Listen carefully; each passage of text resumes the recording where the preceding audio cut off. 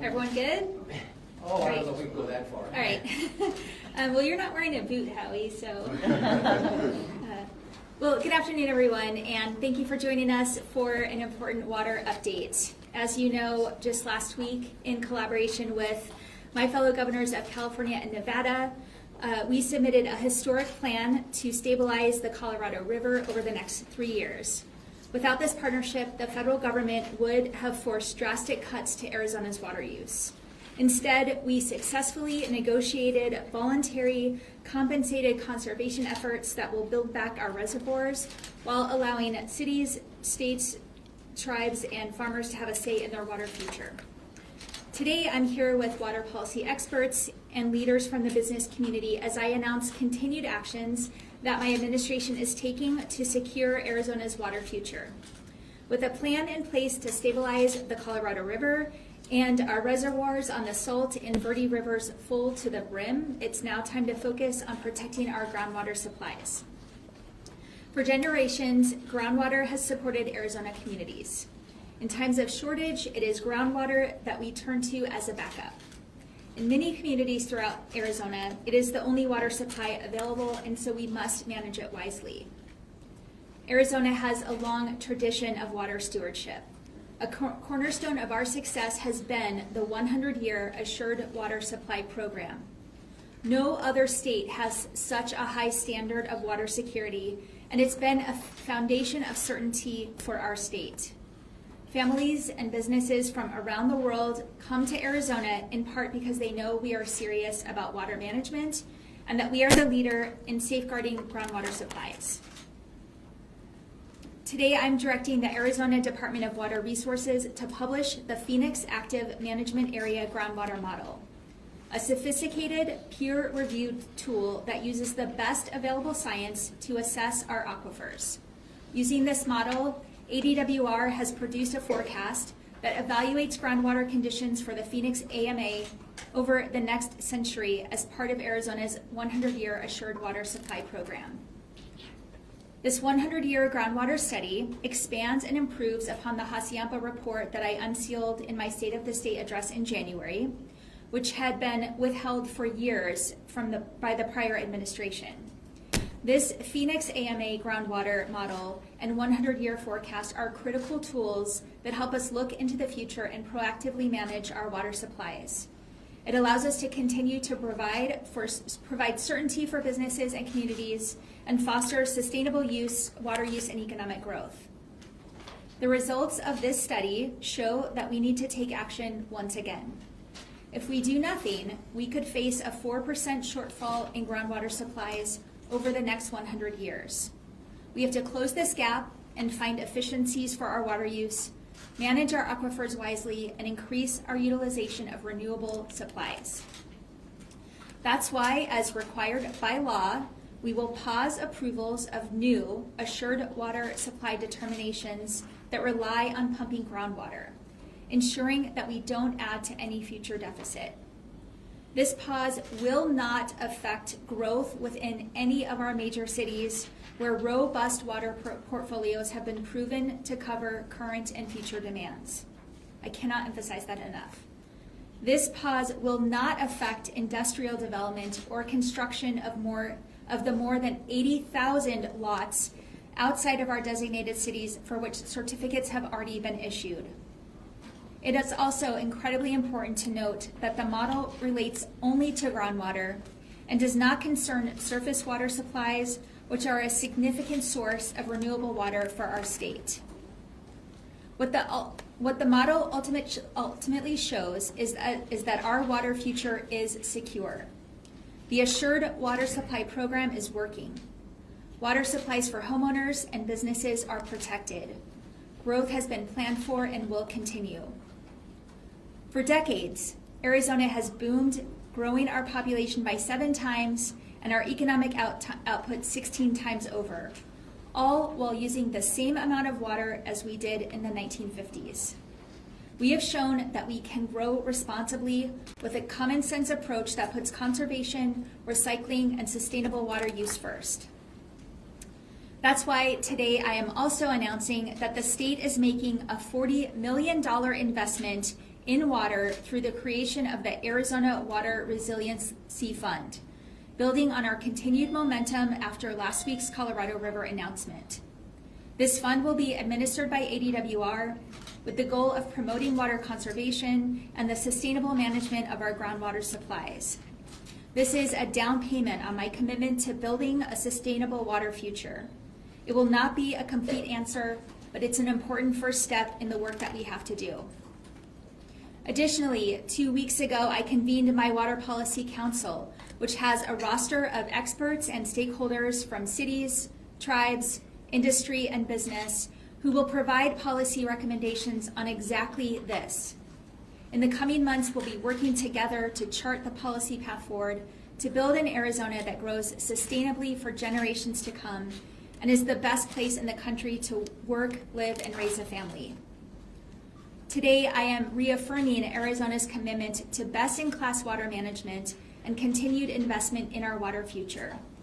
My message to Arizonans is this: we are not out of water, and we will not be running out of water, because, as we have done so many times before, we will tackle the water challenges that we face with integrity and transparency. I won't bury my head in the sand, cut corners, or put short-term interests over the state's long-term prosperity. This proven approach is how we built a thriving Arizona, and I know it's how we'll continue to prosper long into the future. With that, I'll turn it over to Director Bushowski. Thank you, Governor.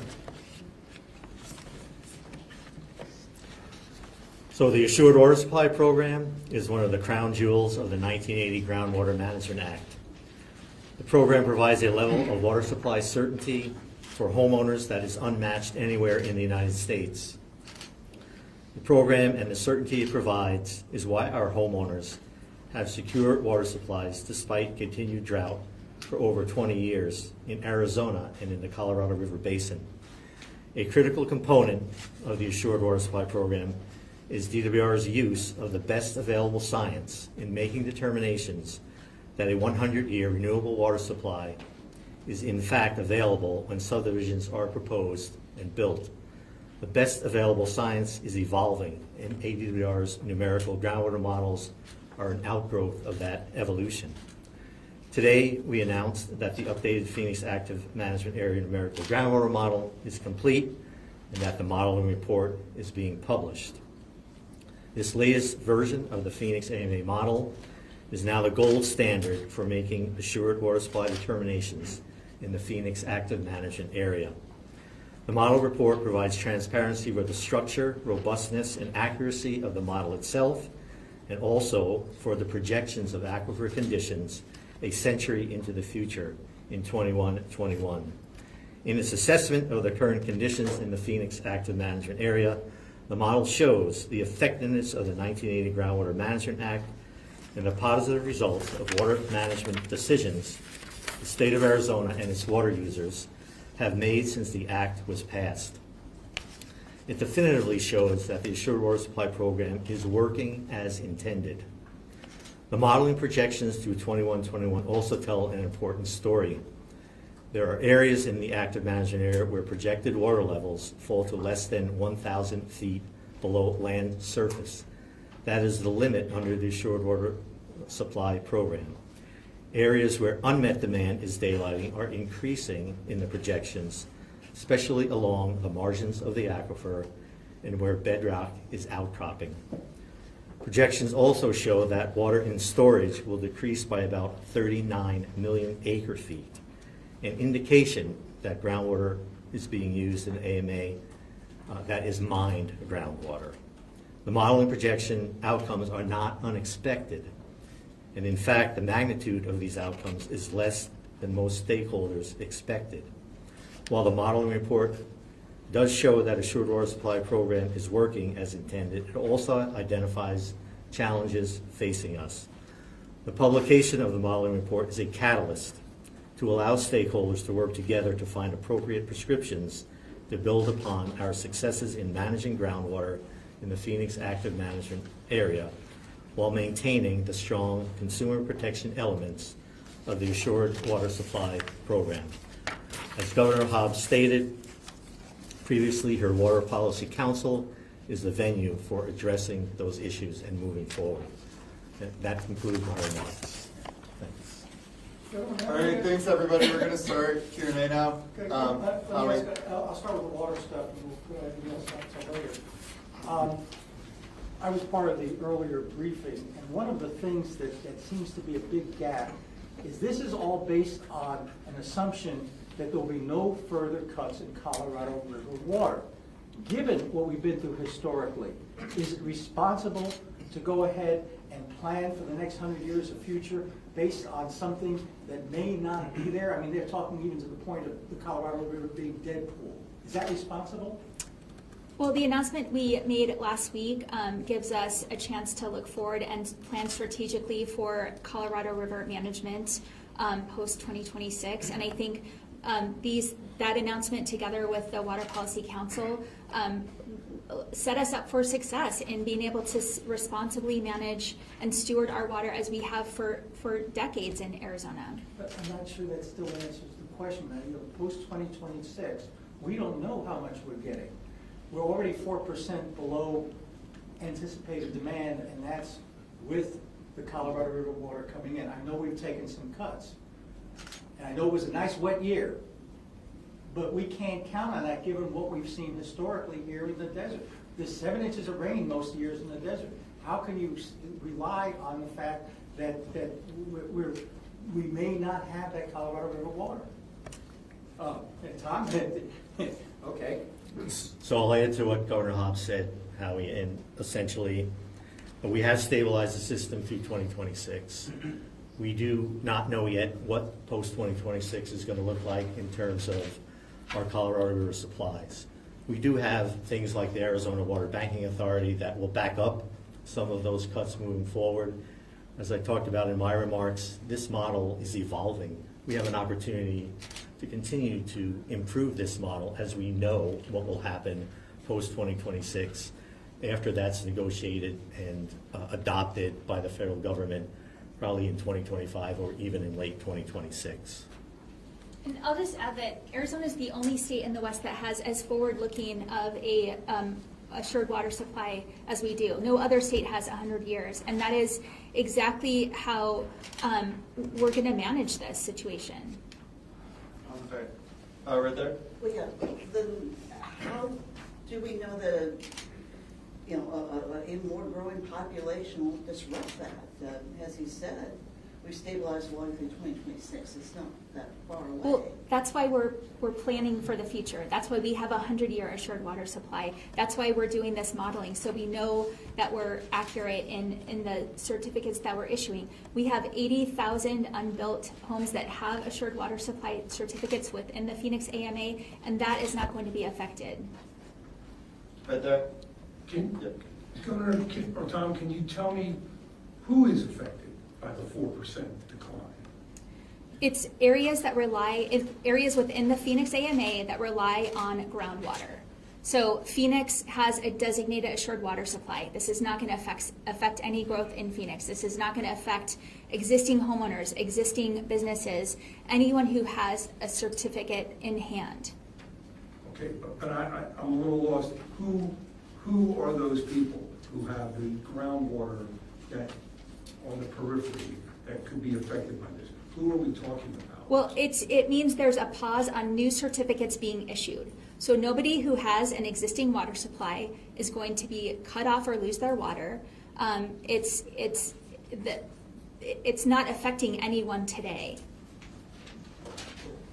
But to follow up on that, where do you have a sense of where in the Phoenix AMA growth is going to be slowed down because of this? Which specific areas that are relying on groundwater? So what this modeling result shows, because of the unmet demand, is that everywhere in the Phoenix AMA where a new development or a new certificate is sought, we will not be able to approve that certificate based solely on groundwater. There are other ways they can meet the certificate requirements. They can bring in non-groundwater resources from outside the AMAs. They can utilize long-term storage credits that are already under the ground for these purposes. They can use reclaimed water. There are a variety of ways for even those people to move forward with development. So it's difficult to say exactly where that's going to daylight. We know in the major cities where the designated providers exist, they've got large deltas between their supply and demand that's already approved.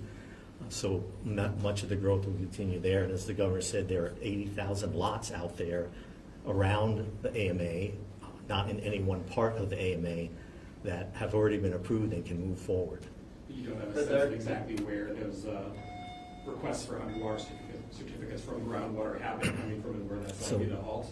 We have probably pending applications all throughout the valley, the Southeast Valley, in the lower Hassayampa sub-basin along the White Tank Mountains in that area, kind of in the Buckeye area. We have those all over different parts of the active management area. Yeah, Nick. Another one for I think probably for Director Bushatsky. This kind of a two-part. First, very briefly, when was the last time that this Phoenix AMA model was run and published? So I happen to have my modeling manager here, so she would be happy to answer that question.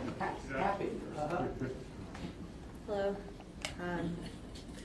The Phoenix model, as it is being released today, is a brand new model.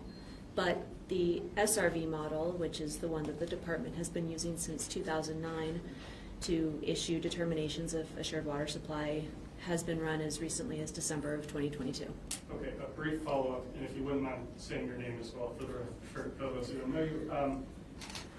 We know now it's June 1st, 2023, there's a 4% shortfall in the system. Presumably there's been, that shortfall is, it's gone from even to 1% to 3%. It didn't just happen on May 31st. How far back do we think that in this region that threshold was crossed? Does that make sense? It makes sense. It makes sense. So my name is Emily Lo Dolce, for the record, and it's really we would have to do modeling iterations and try to take things out to tell you that exact answer. I couldn't answer that. Do you have some idea? Was it last year? Was it 5 years ago? So if you look at the history, and Emily went through this a little bit with folks already, you look back to the early 1900s, the groundwater levels were pretty stable. You got to about 1940, where the big pumps allowed major reductions of groundwater and major pumping of groundwater. We saw a sharp decline around 1980 with the groundwater code, with CEP water coming in. We started to level off. There was still a slight decline, and I think about 30,000 acre feet a year deficit. And now we're at an inflection point, I think, projecting out this 100 years in the future, seeing those declines that we talked about. So it's varied over time. Certainly the groundwater code and the importation of CAP helped stabilize some of that. And now when you're projecting this additional demand moving forward, we're going to see a decline again. How much? Hey, hold on, guys. Tony, he has a question. Tom, another question for you.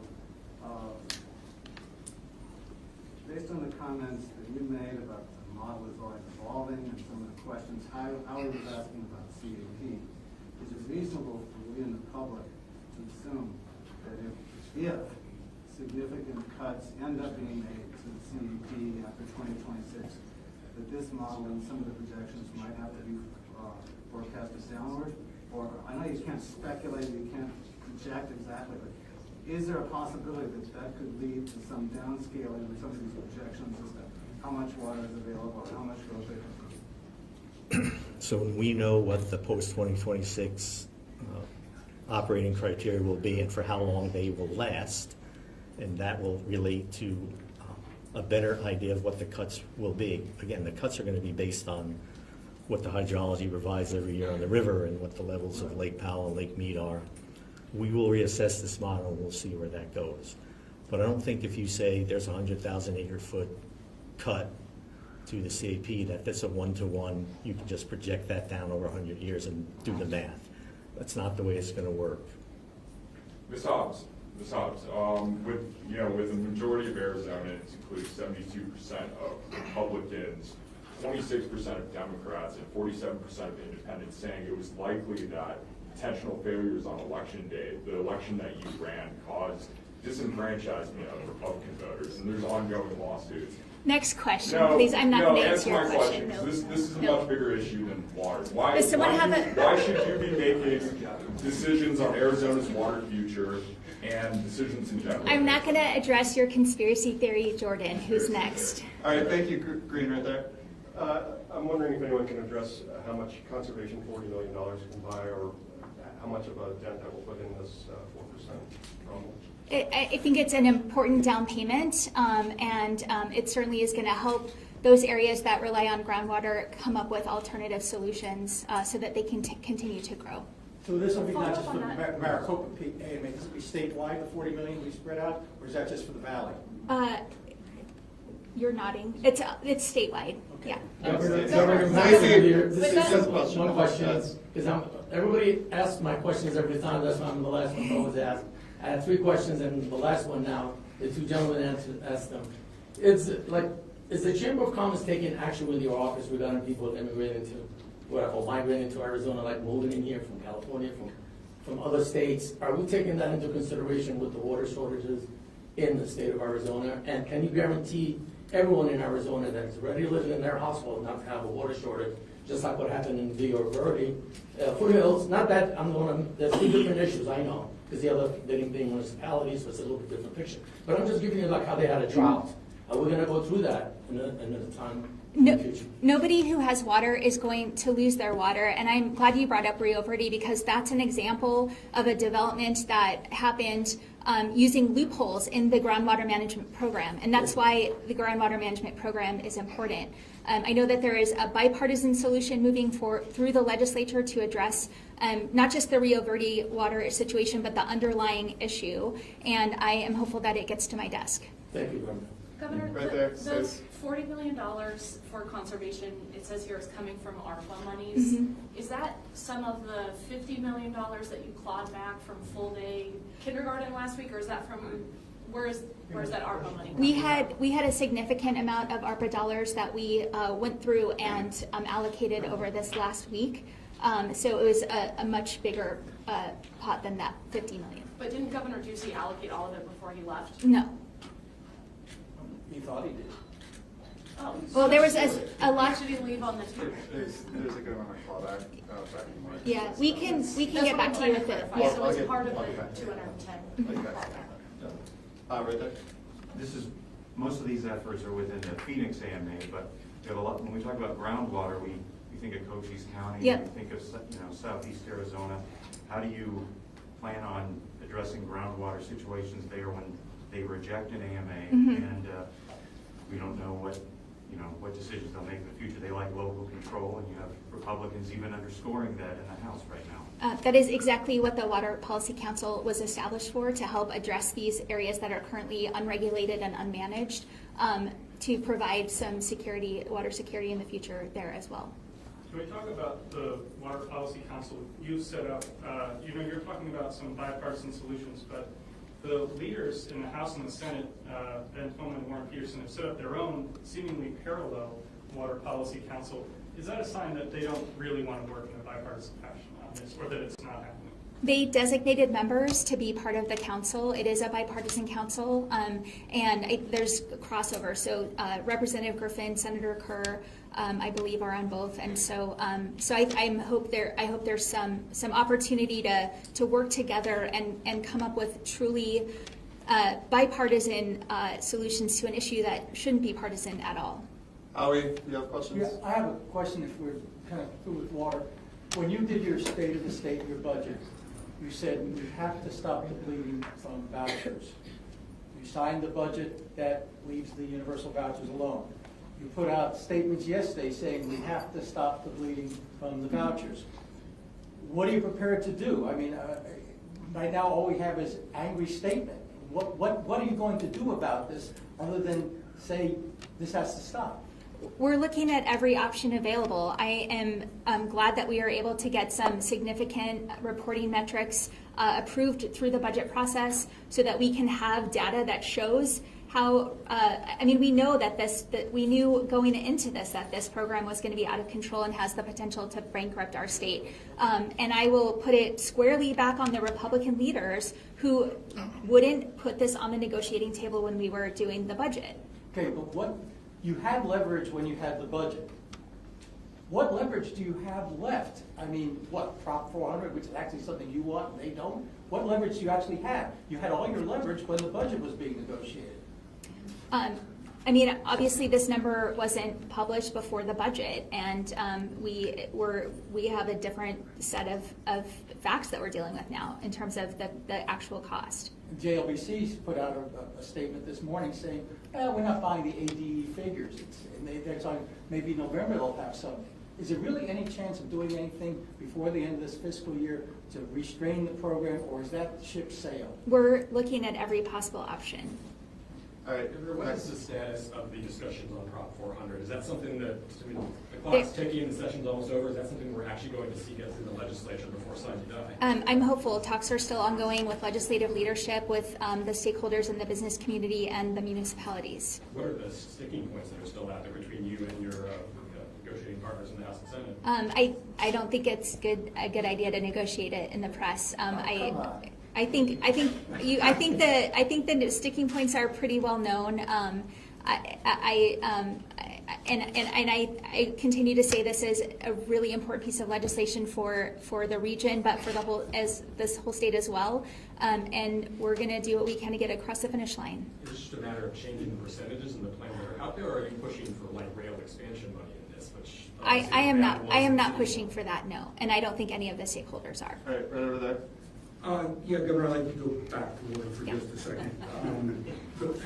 The Water Infrastructure Finance Authority was, when it was first announced last year, $1 billion was going to be dedicated over a 3-year period.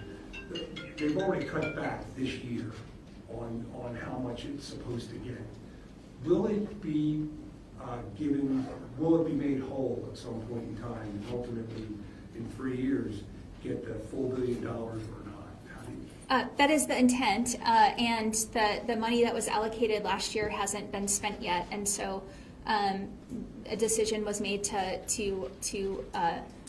reallocate those funds differently. And I think the bulk of what didn't go to WIFA was used for other water projects.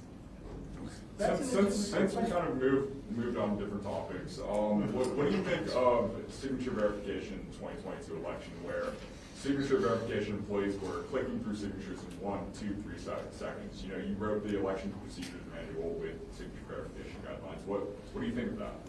Is 1 second enough to verify a signature? I don't have a comment on it. It's not something that is under my jurisdiction. Why? All right, guys, we have lots of questions. You ran your election. Why won't you answer election questions when a majority of your senators don't think they want? I'm sorry, man. Can we just Because you're not a reporter. That's how we.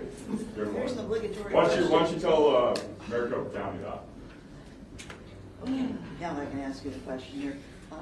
Just a few comments on your new Chief of Staff, Chad Campbell, and what does he bring to the table that Allibone didn't?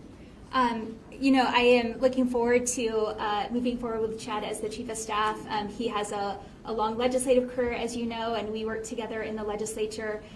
We had some great bipartisan wins in the legislature, and I think he'll be a great addition to the phenomenal team that we have here on the 9th floor. Okay, we got time for like 1 or 2 more. Anything else? I think we've beaten it to Well, death. I'll throw one out there, sorry. Scuttlebutt around the Capitol is that Ally's departure might have something to do with some perception that you could have gotten more in your first budget. I wonder if you would address that. I am grateful to Ally's role through the transition, setting up this administration and setting it for success. And not only that, but her time as the Assistant Secretary of State. She's a phenomenal public servant, and I'm looking forward to see what she does next. But does her departure have anything to do with the budget? Ally tendered her resignation. I accepted it, and we are moving forward. You could. What about your foot? Would you pick her again? You could start it all over again. Would you pick her again as your first Chief of staff? I am not looking back, I'm looking ahead, so. All right, thank you, everybody. Thank you. I'll- It's a stress fracture. We can say I kicked people, that's fine. All right, thank you, everybody.